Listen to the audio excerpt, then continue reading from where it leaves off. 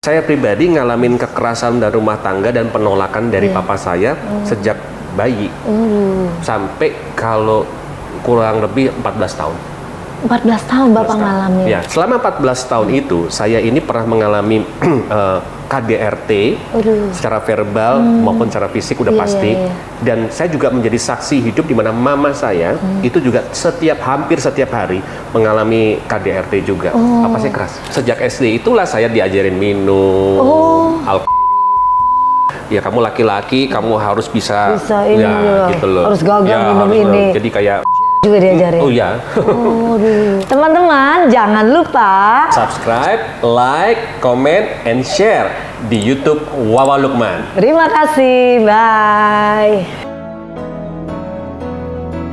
Ngobrol santai bersama Wawa Lukman. Selamat datang di Obrol Santai bersama Wawa Lukman. Hari ini kita kedatangan seorang tamu yang hidupnya luar biasa dipakai Tuhan. Dari masa muda yang penuh dengan luka, pemberontakan hingga terjumus ke dalam lingkaran narkoba dan kehidupan yang gelap. Namun akhirnya menemukan jalan kembali dalam terangnya Tuhan. Siapa dia? Inilah Bapak Pendeta Edwin Yahya. Terima kasih Pak Edwin waktunya. Sama-sama Bu. Ya, terima kasih. Kita mau berbagi sharing ya Pak ya, kehidupan kita supaya bisa menginspirasi banyak orang. Pak Edwin, kan saya dengar nih Bapak seorang sosok yang lemah lembut ya, seorang pendeta. Terus ternyata di balik itu Bapak ada satu kisah yang berjuang sampai hari ini sehingga Bapak mendapat satu titik yang baik bersama keluarga tercinta. Boleh Bapak ceritakan bagaimana masa kecil yang begitu keras tapi Bapak bisa survive? Iya, puji Tuhan kalau hari ini dilihat lemah lembut. Ya karena Tuhan mengubahkan pastinya. Amin, ya. amin. Kalau dulu jauh dari lemah lembut, saya adalah anak yang liar, anak yang penuh dengan pemberontakan. Kenapa seperti itu? Karena memang ternyata saya punya riwayat. Kalau ditarik sebuah benang merah dalam kehidupan saya, bahkan belum saya lahir pun, saya sudah ditolak oleh orang tua saya. Maksudnya ditolak tuh gimana Pak? Jadi waktu mereka bertobat, mereka mengaku akhirnya bahwa ternyata ketika mama saya hamil itu 3 kali mencoba untuk menggugurkan saya. Gitu. Kenapa? Karena pada waktu itu masing-masing masih kecil, masih sekolah, usia 18 tahun dan belum siap. Dan mereka berpikir ya jalan satu-satunya nekat kan, gugurin aja. 3 kali dicoba untuk menggugurkan saya tapi gagal. Ada cara Tuhan ya. Ya, makanya saya lahir dari kondisi orang tua yang secara mental mereka belum siap, ya kan?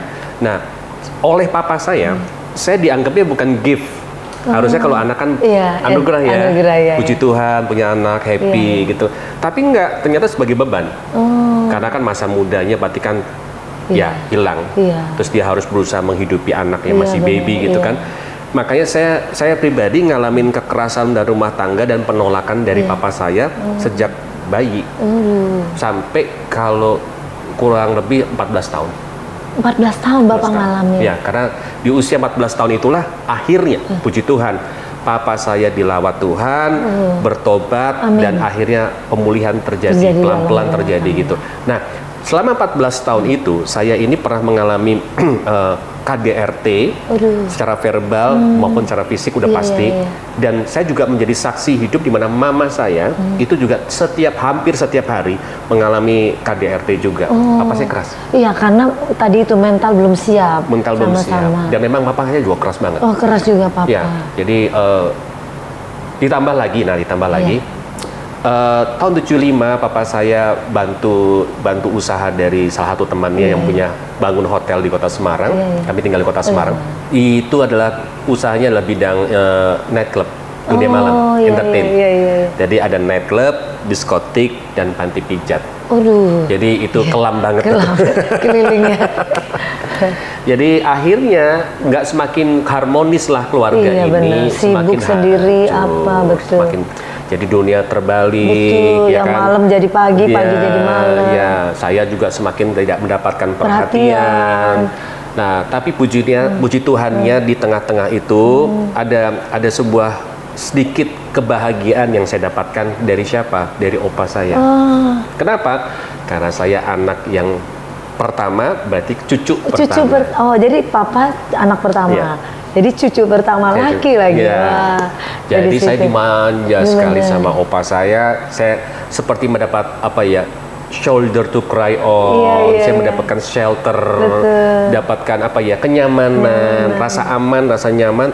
Tapi masalahnya begini. Usia kalau nggak salah saya kelas 4 SD. 4 SD tiba-tiba opa sakit dan akhirnya dipanggil Tuhan. Oh, kehilangan sekali itu. Sangat kehilangan. Itulah titik kehancuran saya. Mulai saya menghancurkan diri dan hancur masa depan saya itu di situ. Karena nggak ada orang lagi yang mau dengar kita, Betul. ada pelukan lagi, bahasa-bahasa yang baik terdengar. Dan saya ada ketakutan tersendiri, berarti mau tidak mau saya harus kembali berusaha beradaptasi sama papa saya lagi kan. Benar. Yang mana saya tahu papa saya kan kasarnya luar biasa pada waktu itu. Frustrasi. Tapi mama tetap bertahan dalam rumah tangga. Itu yang luar biasa mama saya.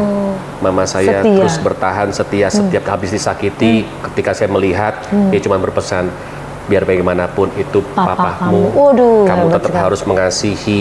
Papamu cuma lagi khilaf, dia lagi Waduh, lupa. baik sekali, Pak, Ya, kita bahasanya. harus tetap mengasihi, kita harus tetap setia. Iya. Itu terus yang diajarkan betul. supaya saya nggak benci. Betul, aduh baik sekali Gitu. Pak. Biasa kalau zaman sekarang nih makanya dihimbau ibu-ibu nih kalau ada masalah kecil jangan digede-gedein ya Pak. Jangan digede-gedein. Kalau gede bisa dikecilin. Itu dia, Nah, harus jadi begitu. tetap berumah tangga bertahan. Yes. Jangan pernah ada kata cerai Betul. karena itu bukan menyelesaikan masalah, bahkan menambah-nambah masalah Iya. yang belum selesai. Betul, Iya. betul. Nah setelah itu Bapak kan nggak ada opa, terus mama yang selalu akhirnya menjadi tempat berlindung. Betul. Nah terus Bapak apa yang Bapak lakukan tuh Nah, selama masa kelas 4 Kelas sampai 4 sampai kelas 6, ya? kelas 6 Iya. 4 sampai kelas 6 SD ini saya gara-gara opa meninggal saya sampai nggak naik kelas.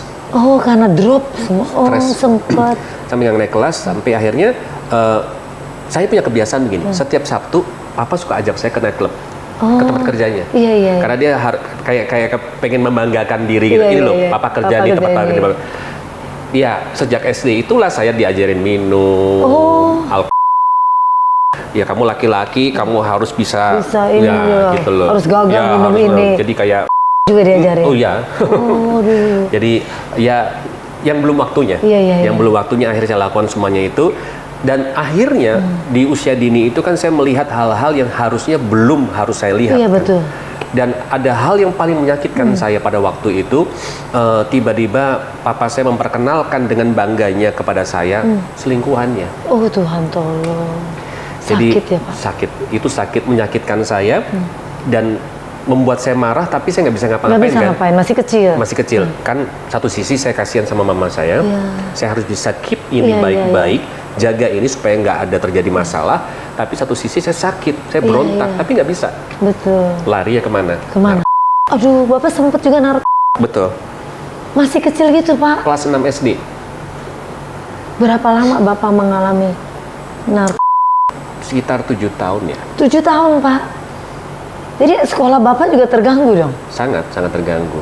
Terus siapa yang mulai starting memeluk Bapak, yang memberikan satu pencerahan gitu? Ya, jadi singkat cerita, waktu saya usia 14 tahun, tiba-tiba mama hamil. Di tengah konflik yang terjadi itu, Iya.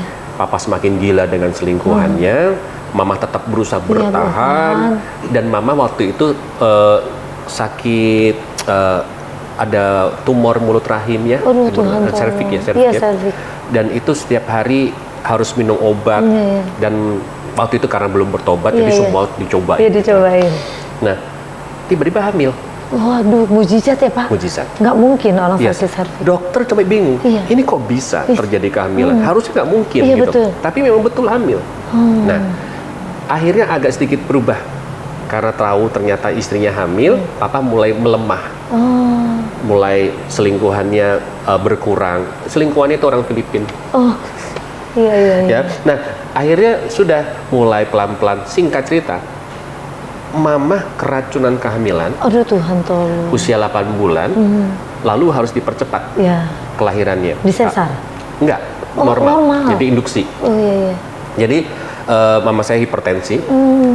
Saya tahu sekali kenapa hipertensi karena melonjak, karena satu momen yang saya juga nggak pernah lupa sampai hari ini. Ketika itu pagi-pagi saya mau berangkat sekolah, lagi siap-siap, mereka bertikai kencang sekali, kuat sekali, Dan saya melihat dengan mata kepala saya sendiri, mama saya itu di pojokan di tembok dan Tuhan kepalanya Tuhan. dijedot-jedotin tembok dalam kondisi lagi Ya, hamil amin. 8 bulan. Dan saya refleks sebagai anak mau bantu, memisahkan mereka, saya raih apa yang saya bisa raih waktu itu kan. Saya ambil asbak, saya ingat waktu itu, saya berusaha mau pukulin ke papa saya, belum sempat saya pukulin. Saya udah ditendang sama papa saya. Saya jatuh, karena papa saya mabok, saya diinjak-injak. Aduh, Pak. Nah, saya ngucap, nanti kalau besar, saya balas. Oh, dendam ya, karena masih kecil, apalagi lagi remaja itu Pak ya. Keluar omongan seperti itu. Nah, makanya mama naik hipertensi kan. Iya. Akhirnya dipercepat kelahirannya. Nah, selamat Pak si adik. Puji Tuhan selamat. Jadi waktu dipercepat itu, sebelum ditindak, papa saya sama dokter itu dikasih sebuah persetujuan. Iya. Karena dokter tidak bisa jamin siapa yang selamat. Aduh Pak, pilihan. Nggak ada jaminan, ada pilihan kan. Iya. Jadi nanti kalau ada apa-apa salah satu, papa saya nggak boleh tuntut. Iya benar, ke rumah sakit. Akhirnya nah saya ingat itu waktu sebelum papa saya tanda tangan, papa saya itu kayak bingung, mulai takut, mulai sadar. Berarti saya harus rela kehilangan salah satu nih antara anak atau istri gitu kan. Dan dia tanda tangan dan akhirnya ya puji Tuhan besoknya ditindak, adik saya lahir. Tapi mama saya hampir 24 jam mengalami bleeding. Aduh Pak. Jadi dia nggak boleh keluar dari ruang VK, dia bleeding sampai dia harus transfusi. Ya, transfusi darah. Jadi masuk tapi keluar lagi, masuk keluar lagi, masuk keluar lagi. Selama 1 hari. Sampai dia harus tidur di atas es batu dengan harapan beku ya. Tapi enggak juga. Aduh. Nah, di momen itulah mama itu lihat gambar kalender Tuhan Yesus lagi berdoa di Taman Getsemani. Kan biasa ada itu ya. Lalu mama saya berdoa dalam hati, dia ngomong, ini menurut kesaksian mama. Tuhan Yesus, kalau memang engkau Tuhan yang hidup, tolong saya. Saya belum mau mati sekarang, saya mau merawat anak saya mau jadi ibu yang baik buat anak saya. Luar biasa Pak. Singkat cerita, tertidur. Sebetulnya nggak boleh. Nggak boleh. Karena nanti bisa lewat kan? Lewat ya. Ketiduran, nggak ketahan ketiduran, sampai akhirnya apa? Waktu bangun, sadar, stop bleedingnya. Wah, mujizat terjadi buat mama. Nah setelah kejadian adik lahir, bagaimana pemulihan keluarga besar? Nah, papa mulai dipulihkan. Ada satu hamba Tuhan muda waktu itu, namanya Victor Farak Nimela. Dari sekarang di Belanda. Tapi orang Belanda itu? Enggak, orang Indonesia, namanya Victor Farak Nimela. Masih muda, waktu itu usia 23 tahun. Ketemu sama papa saya, gara-gara papa saya nganter oma saya persekutuan doa. Nah, selesai persekutuan doa, ramah-tamah, ngobrol kan. Karena papa saya di dunia entertain, ketika dia ketemu ngobrol sama pendeta, dia ngobrol tentang firman Tuhan. Tapi tiba-tiba di tengah-tengah ngobrol itu, ini hamba Tuhan muda ini tiba-tiba tunjuk, Pak Geri, hari ini engkau harus serahkan hidupmu kepada Tuhan. Bertobat, Tuhan Yesus sangat mengasihi. Kalau bukan Tuhan yang nyuruh Pak, ini yang ngomong muda, ini diajak ngomong orang tua dan Pak. keras, galak. Nah, bisa marah itu. Saya pikir ini berantem nih jangan. Iya kan? Karena bapak saya nggak bisa digituin gitu. Tapi tiba-tiba papa saya nundukin kepalanya, tetesin air mata. Dilawat oleh Tuhan dan yang luar biasa dia bertobat. Kalau Tuhan berkarya, nggak ada satu manusia bisa berkeras atau melakukan sesuatu yang tidak baik. Bertobat kan? Puji Tuhan. Akhirnya singkat cerita, gara-gara pertobatan papa itu, akhirnya dia tidak kerja lagi di nightclub. Karena kebetulan nightclubnya itu mau direnovasi. Lalu off dulu ya. Jadi dia dialihkan tugas di tempat yang lain, di mana tempat yang lain itu kerjain normal. Dari pagi sampai sore gitu kan ya. Nah, itulah waktu yang banyak dia bisa belajar firman Tuhan. Dan yang uniknya yang luar biasa, ini karya Tuhan. 87 tahun 87 nightclub bekas papa saya yang dulu kerja itu berubah fungsi karena ternyata nggak jadi direnovasi. Daripada kosong, papa saya berinisiatif sewa itu gedung. Untuk apa? Dibuatlah Semarang Praise Center. Wah, hebat ya teman-teman ya. Dari sesuatu yang kelam menjadi sesuatu yang terang. Betul. Jadi papa saya dimentor sama pendeta Timotius Arifin, terus dimentor sama almarhum Alek Irenata, Pendeta Alek Irenata, di Jakarta Presenter, Surabaya Presenter, di tengah Semarang Presenter, bukalah di bekas nightclub itu. Nightclub itu ya. Gitu. Iya, Nah, papa saya pelayanan kan, udah semakin melayani Tuhan, kasih kesempatan, terus dibela Tuhan, dipromosikan sama Tuhan. Saya kecewa. Oh, kenapa Pak? Karena gini, waktu papa saya bertobat, saya ada ekspektasi dong. Iya. Wah, ini saatnya saya dapat kasih yang selama ini saya nggak dapetin dong. Betul. Ini saatnya saya bisa ngerasain kebaikannya papa, kasihnya papa, hubungan yang baik gitu kan. Ternyata setelah pertobatan papa, pelayanan papa itu kan pesat. Dipakai Tuhan, dipromosikan begitu luar biasa. Sampai akhirnya melayani kemana-mana, dari kota-kota, dari pulau-pulau gitu kan, keliling Indonesia. Sampai akhirnya nggak ada waktu buat saya. Iya, malah terbalik lagi. Frustasi lagi, saya kecewa lagi kan. Lagi. Lalu tahu nggak Bu, untuk bisa menarik perhatian Bapak gimana? Saya kencengin. Aduh Pak, Papa dalam keadaan udah jadi pendeta. Udah, saya kencengin. Semakin bikin masalah, saya semakin gila. Disitulah ketika Papa saya mulai terusik, gara-gara kelakuan saya. Kadang kan saya harus ditebus di polsek. Itu berapa tahun yang lalu Pak? Tahun 87-an, 87, 88. Iya. Jadi diuji Papa benar-benar. Diuji. Melalui anak yang dia kasihi. Jadi saya merasa gini, ketika papa saya terusik atau terpancing gara-gara kelakuan saya happy. Oh, biar ada perhatian. Ada perhatian. Jadi sengaja saya bikin masalah terus. Kenapa? Karena perhatian yang paling mudah cepat didapatkan bikin masalah. Iya. Tapi kan itu salah kan? Itu pengertian salah. Jadi akhirnya saya ini jadi kayak bertumbuh jadi kayak seorang Edwin yang NPD kan sebetulnya, narsistik kan. Oh, udah akan lakukan segala hal untuk apa? Untuk supaya orang bisa perhatiin aku. Nah, kurang perhatian. Iya, kurang perhatian. Papa itu kan backgroundnya keras. Waktu Bapak melakukan itu, apa yang dia lakukan sama Bapak? Dia tahu Bapak udah mempermalukan.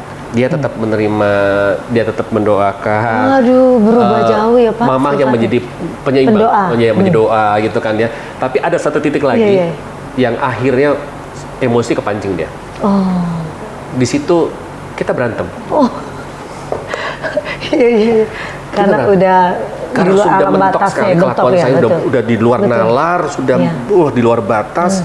Papa saya kepancing, tapi lucunya begini, kayak di film-film, begitu dia pukul, saya pukul gitu, berantem gitu. Tiba-tiba kita dua-dua berhenti, terus Papa yang mendahului peluk saya. Oh Tuhan Yesus, tolong, dari hati yang keras batu Pak. Tiba-tiba dia kayak terhenyak gitu, mungkin dia juga kaget. Kenapa saya begini? Karena alam nggak sadarnya gitu. Akhirnya dia peluk saya sambil nangis, minta maaf sama. Udah Tuhan, tolong. Maafin Papa, seorang maafin ayah luar biasa ya. Di situ saya nangis juga akhirnya, gitu. Tapi belum pulih, sesaat terus aja. Berproses. Masih berproses. Sampai akhirnya di titik tertentu Pak Edwin mulai sadar. Iya, sadarnya lewat berbagai macam hal. Iya pasti. Karena saya ini jadi Kristen tomat. Tobat, kumat. Ejem. Iya, tobat, kumat. Gitu kan ya. Tapi itu indahnya Tuhan kita. Iya. Berkali-kali saya kecewakan Tuhan. Tapi berkali-kali itu Tuhan nggak pernah capek dengan saya. Berkali-kali itu Tuhan sabar sama saya. Dia tetap buka tangannya, dia tetap terima saya abadanya. Dan dia selalu punya cara untuk menjangkau. Bukan hanya cara, tapi rencana. Nah, itu luar biasa. Saya pernah kecelakaan yang harusnya aduh Pak. Waktu hampir ingat Tuhan biasa kan. Ya kan? Oh, jadi ingat Tuhan, takut Tuhan, terima kasih Tuhan, udah Tuhan jagain gitu kan ya. Tapi balik lagi. Terus saya pernah overdosis. Di usia yang udah remaja juga? SMA kelas 2. Saya overdosis, akhirnya saya harus black out. Saya nggak sadarkan diri. Sempet. Hampir 30 jam gitu. Satu setengah hari. Waktu sadar takut kan, nggak jadi mati. Tapi puji Tuhan, Tuhan tolong. Akhirnya ingat Tuhan, balik lagi sama Tuhan. Tapi nggak lama-lama lagi, balik lagi kehidupan di jalanan. Saya sudah meninggalkan rumah itu sejak kelas 3 SMP. Ya ampun Pak, luar biasa. Zaman itu jarang anak hidup kecil. Hidup jalanan. Jadi numpang di rumah teman, numpang di sini. Tapi kenapa saya mau lakukan hal itu? Karena semua orang-orang di jalan terima saya. Iya, di rumah terlalu banyak sibuk, belum dimarahin. Betul. Jadi saya dapat perhatian, dapat kasih itu bukan di rumah tapi di jalanan. Gitu. Tapi dalam konteks yang negatif. Negatif, gitu loh. penerimaan diri yang tidak tepat. Betul, kan saya butuh pengakuan. Betul, apalagi laki. Makanya saya berusaha mencari yang ada di luar kan, yang gampang. Ya akhirnya puji Tuhan hampir anak kecelakaan, puji Tuhan tolong sama Tuhan nggak jadi. Overdosis, puji Tuhan dilawat Tuhan, ditolong Tuhan, pulih kembali. Dulu waktu overdosis tuh antara sini sama sini nggak nyambung, Bu, lucu, Bu. Gagap jadi saya. Oh, sempet gagap. Sempet gagap gitu, tapi ya kalau saya bisa khotbah bukan karena saya bisa. Iya, karena kasih kemurahan Tuhan. Nah akhirnya yang luar biasa begini. Ada satu momen yang menarik ini ya. Ini cara Tuhan nggak pernah kepikir oleh manusia. Orang yang pertama kali memperkenalkan saya dengan dunia narkoba jauh lebih tua dari saya. Saya anggap ini kayak suhu lah gitu kan ya. Wah ini kan dia dapat akses segala akses itu dari dia. Saya bisa jadi seperti sekarang yang saya sombongkan itu karena kalau sudah terlibat dengan dunia itu dicari orang kan.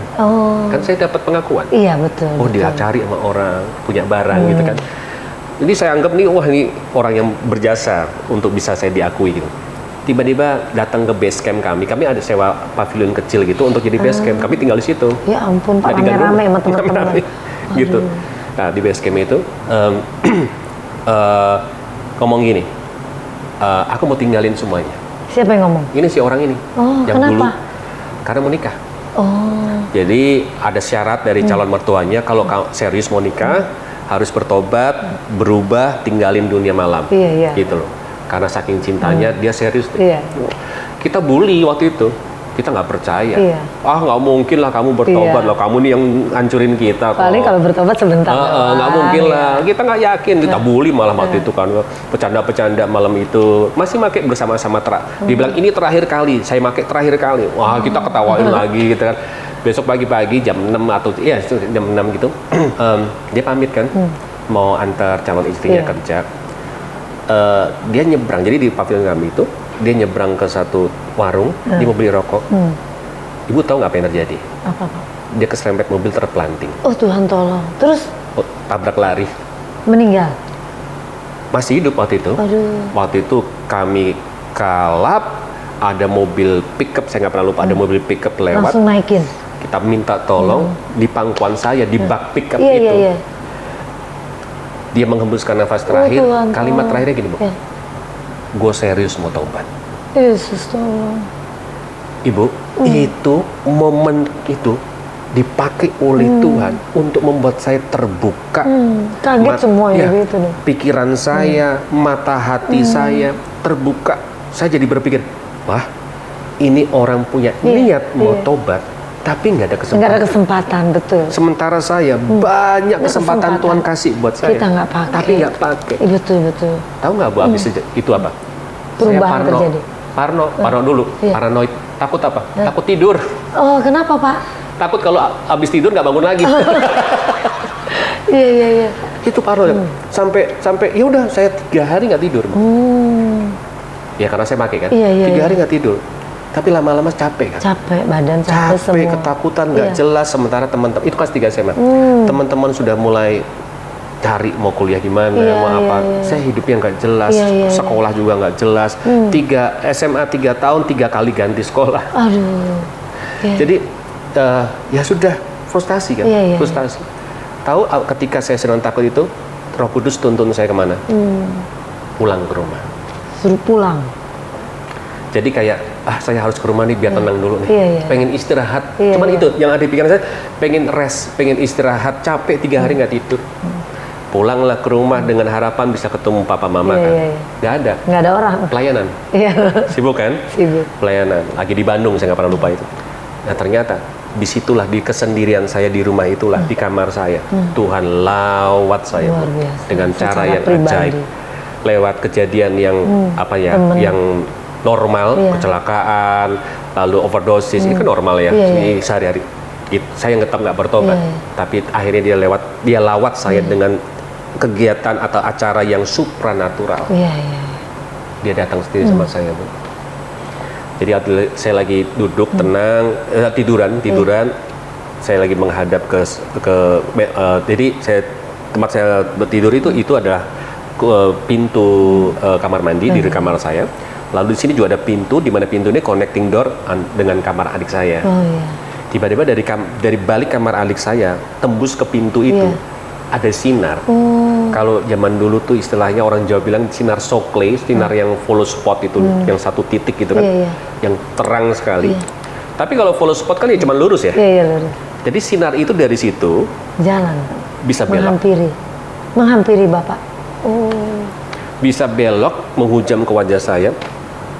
Saya pikir saya mati. Saat itu saya pikir, wah saya mati beneran. Saya takut luar biasa. Saya tutupin wajah saya, itu sinar bisa tembus di sela-sela. Semakin takut, semakin takut saya terjatuh dari itu. Saya sampai tersungkur gitu. Saya ketakutan. Saya pikir saya mati. Dan itu seperti kayak ada flashback gitu di waktu saya kayak gitu. Ada flashback segala dosa, segala kelakuan, segala kenajisan yang terlihat. Kayak pop up gitu, kayak slide gitu. Dan yang luar biasa apa Bu? Di belakang telinga saya seperti ada orang yang berbicara, satu suara yang very gentle and calming, menenangkan sekali. Yang dia berkata seperti ini, Edwin, sampai kapan engkau akan mendukakan hatiku? Walaupun engkau jauh meninggalkan aku Yesus Tuhan tetap mengasihi. Luar biasa, so sweet ya Pak ya. Itu kalimat seperti itu nggak pernah saya rubah dan saya tahu betul seperti itu yang dikatakan oleh Tuhan kepada saya secara langsung. Iya. Jadi pesan hari ini, mau sekeras apapun kalau Tuhan cinta kita, buka hati kita, jangan pernah keras. Karena rancangan Tuhan tuh jauh lebih indah dari rancangan kita. Betul, amin. Kalau kita misalnya punya hati keras, kita belajar mengampuni ya Pak. Betul. Memang gak gampang, apalagi yang ngalamin langsung ya Pak ya. Dan melihat langsung apa yang terjadi. Betul. Tapi kita harus belajar, karena hidup kita cuma sebentar. Betul. Biar Tuhan dimuliakan, kita makin direndahkan ya Pak. Betul. Dan kalau hari ini Bapak ada juga karena campur tangan keluarga juga ya. Betul. Dari istri dan anak-anak. Kalau lebih tahu, putra-putri berapa nih Pak Edwin? 5 Bu. 5, wah luar biasa Pak Edwin ya. 5, berarti nggak lama lagi denger-denger mau jadi opa juga ya? Iya, puji Tuhan. Memenikahkan anak yang besar, anugerah ya Pak. Kalau bapaknya masih ganteng, masih sehat, ibu juga cantik ya. Mereka sekarang berdua melayani Tuhan kemana-mana. Nah teman-teman, kita doakan juga buat seorang pendeta Pak Edwin Yahya dan ibu, agar mereka tetap melayani Tuhan dengan sungguh hati dan menyenangkan hati Tuhan. Amin. Dan melalui kesaksian hidup ini kita belajar bahwa hidup kita itu tidak selalu satu warna ya Pak ya. Betul. Nah, tapi kita harus mengikuti apa maunya Tuhan, walaupun jawaban Tuhan kadang-kadang bukan jawaban kita. Betul. Tapi ujungnya sangat baik. Sangat baik ya, dan pasti indah. Pasti indah. Kalau kita lihat seorang pendeta Edwin, bagaimana beliau itu mengalami tidak diinginkan lahir, boleh kata lainnya, tapi Tuhan punya rancangan yang indah sampai hari ini beliau ada. Amin. Bahkan kalau kita lihat dengan pengalaman hidup yang rasanya nggak mungkin deh ada di sini ya, tapi beliau bisa dirubah Tuhan menjadi lemah lembut, bahkan bisa melayani kita sampai hari ini. Puji Tuhan. Ya Pak, Bapak kan sudah jadi pendeta ya, Bapak kan pasti mengalami banyak hal-hal yang di luar dugaan. Nah mungkin Bapak bisa ceritain, dan juga bagaimana cara Bapak menolong para generasi muda yang mengalami luka batin atau mengalami keluarga yang tidak sehati mendidik anak yang seperti Bapak alami. Ya, Bapak rohani saya pernah ngomong begini, kamu akan dipakai di mana tempat pernah kamu gagal. Wah, ya kan? Di mana tempat pernah kamu gagal. Dan kita udah lewat di sini tuh ya. Makanya di pelayanan saya dan istri saya, dalam kehidupan kami ini secara divine connection ada orang-orang yang kami tadinya nggak kenal. Bisa kenal sama kami, dan Tuhan taruh beban kepada pribadi saya, hati saya, dan juga kepada istri saya, kan harus sepakat. Iya, untuk apa? Paket. Menjadi bapak rohani, menjadi mentor. Nah akhirnya ya ketika kami mentor, kalau ada yang bisa membuat kami bangga dengan anak-anak rohani yang Tuhan percayakan untuk masuk dalam keluarga kami, itu bukan suksesnya mereka dulu, tapi perubahan hidup dulu. Sekecil apapun perubahan hidup mereka, sifat mereka, karakter mereka, sesuai dengan firman Tuhan, itulah yang membuat kita sukacita. Tapi memang ada komitmen di dalamnya. Ada komitmen, ada kesabaran, ada kasih tentunya. Karena nggak mudah ya. Kalau ngadepin mentor anak-anak yang seperti itu, generasi up udah and beda. down, ya kan? Generasinya beda, terus mood swing, swing moodnya ini banget. Cepat. Bisa berubah, apalagi kalau orang makin narkoba. itu pasti biasanya paketnya adalah suka mencuri, karena mereka kan butuh barang terus. Iya, butuh dana ya Pak. Butuh dana. Jadi mau nggak mau kita harus siap gitu loh. Ya ada yang pernah tinggal di rumah sama atau di Bandung tinggal di rumah kami.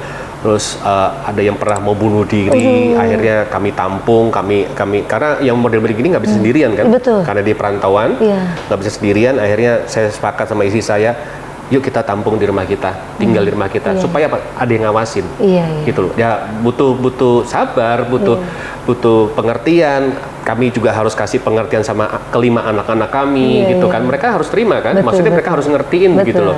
Ya puji Tuhannya anak-anak kami mendukung apa yang kami lakukan seperti itu. Hebat ya Pak ya. Jadi biasanya pengalaman hidup itu kalau cerita sama orang lebih hidup Pak, lebih nyata. Betul. Daripada orang yang nggak ngalamin disuruh mengetrit seseorang yang gitu. Wah hebat ya teman-teman ya. Pak Edwin bukan hanya pengalaman hidup dia simpen, tapi dia bisa berbagi untuk generasi muda. Nah jika melihat perjalanan panjang dari Pak Edwin ya, kan luka-luka dengan pemberontakan terjatuh, dipulihkan. Ada pesan utama nggak Pak kepada kaum muda supaya mereka itu yang belum make atau yang belum jahat, maksudnya jatuh dalam arti yang belum berontak harus bagaimana, dan yang sudah melakukan atau yang sedang dalam kondisi begitu? Iya, yang pasti percayalah tidak ada hal yang baik di dalam narkoba, pasti buruk. Benar, setuju. Akhirnya pasti buruk. Dan khusus untuk anak-anak muda, gini loh, apapun kondisi yang sedang kita hadapi hari ini, kita memang tidak pernah bisa memilih masa lalu kita. Yes. Tapi kita bisa menentukan masa depan kita untuk masuk dalam rencana Tuhan yang besar. Benar. Percayalah, Tuhan tidak pernah salah dengan hidup kita. Mungkin kita berpikir, tapi orang tuaku seperti ini, seperti itu. Kita banyak komplain, kita banyak protes, kita marah bahkan dengan orang tua kita. Bahkan kita menyesal kenapa harus dilahirkan. Percayalah, Tuhan nggak pernah salah dengan hidup kita. Tuhan yang sanggup memulihkan segala sesuatu. Dia Tuhan yang ajaib, yang besar, nggak ada yang mustahil buat Tuhan. Kunci cuma satu, kita mau nggak? Kita mau nggak untuk diubahkan? Kita mau nggak untuk masuk dalam rencana Tuhan? Ini cuma bicara keputusan kan? Sebatas keputusan saja. Ketika kita ngambil keputusan Tuhan, aku nggak mau pusingkan masa laluku, tapi aku mau masuk dalam rencana Tuhan yang besar karena aku percaya kejadianku ajaib. Benar. Itu yang luar biasa. Benar, teman-teman. Kalau kita pikir ya, hidup kita ini anugerah Pak. Betul. Dari begitu banyak sperm ya, tapi satu yang menang, yaitu kita. Nah, kenapa kita harus sia-siakan waktu kita? Betul ya Pak ya. Nah jadi kalau teman-teman berpikir, oh tadi Pak Edwin ada singgung nenek moyang kita begini, kita bisa patahkan melalui doa dan respon kita setiap hari. Caranya gimana? Kita baca firman ya Pak ya. Terus kita juga harus jadi pelakunya. Kalau kita bilang, saya ini karakternya ngomel, saya karakter keras, yang ngomong kan kita. Kalau setiap hari kita bilang, Tuhan renew, perbarui aku, maka akan bisa lebih baik seperti Pak Pendeta Edwin nih sekarang ada. Sampai sekarang pun saya juga masih terus belajar kan. Kita berproses kan. Sampai nanti selesai Pak. Kita berproses terus untuk belajar menjadi lebih baik. Sampai nanti kita dapat sertifikat 2x1 Pak. Sertifikat kehidupan. Baru selesai di situ, tapi lakukan yang terbaik supaya ada legacy ya Pak. Buat anak, cucu, mantu ya. Warisan yang terindah itu nama baik. Warisan yang terindah itu bukan harta, karena harta bisa habis. Bisa lenyap, tapi nama baik, nilai-nilai kerajaan surga itu yang akan menjadi tanda kutip ya, investasi jangka panjang buat anak cucu kita. Setuju Pak. Jadi suatu saat kalau kita misalnya keturunan dari ini baik, kita bangga juga Pak sebagai anak atau sebagai mantu atau sebagai cucu ya Pak. Ayo teman-teman, dari hari ini gak ada kata telat. Selama ada kesempatan, lakukan yang terbaik. Hidup kita ini berharga.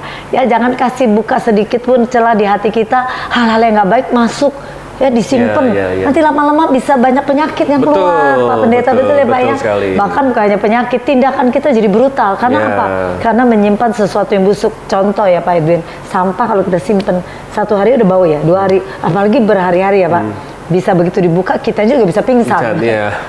Ayo lakukan yang terbaik. Pak Edwin sekali lagi sama Ibu, terima kasih udah hadir. Terima kasih Bu. Salam juga buat anak-anak ya Pak ya. Biar sukses selalu pelayanannya bersama Tuhan. Karena orang yang mengandalkan Tuhan, hidupnya pasti diberkati. Berkati ada 2, jasmani dan rohani. Amin.